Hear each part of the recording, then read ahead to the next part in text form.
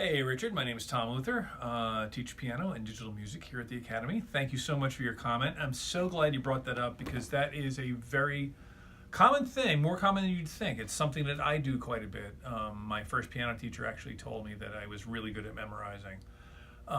He also cautioned me at the same time because, as you may have figured out, sometimes when you begin memorizing very quickly and almost intuitively, which it kind of sounds like, you can not help yourself out sometimes if you start to lose details in the music, if your memory is working. So we'll cover that in a second.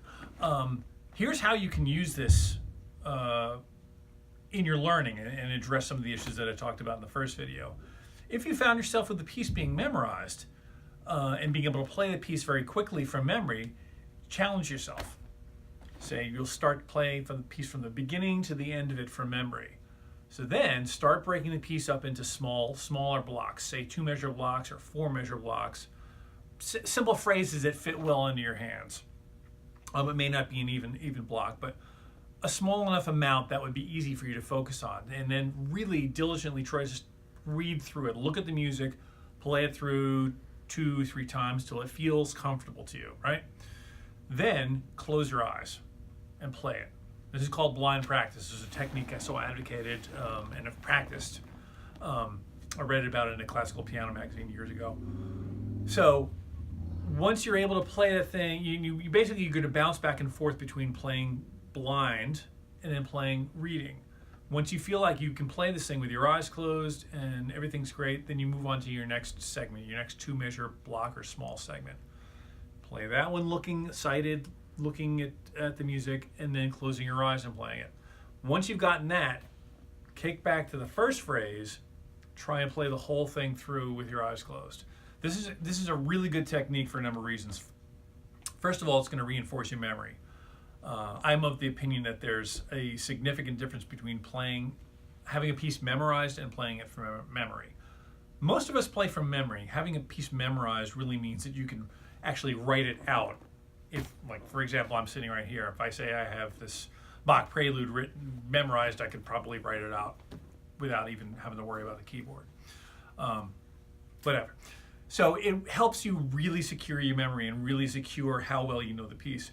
It also makes your memorizing bomb-proof. So imagine doing this through an entire piece of music. If you've got this whole thing subdivided in your mind into small chunks or 2-measure blocks, you should be able to start anywhere in that piece and basically be able to acclimate and go, okay, go, here I go. I'm starting from the middle of the 3rd phrase, or I'm starting from the 4th bar before the end. That's really having a piece memorized.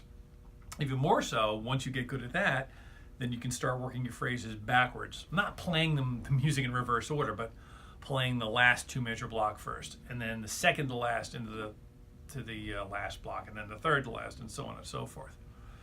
So in addition to really improving your memory, at the same time, you're building your kinesthetic learning, which is your body's learning.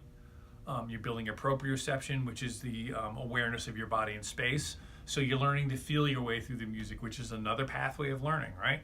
You're also training your oral skills. So when you're playing through a piece, you're like, oh, that was wrong. I know that was wrong because my ear is telling me that, or my hands are telling me that.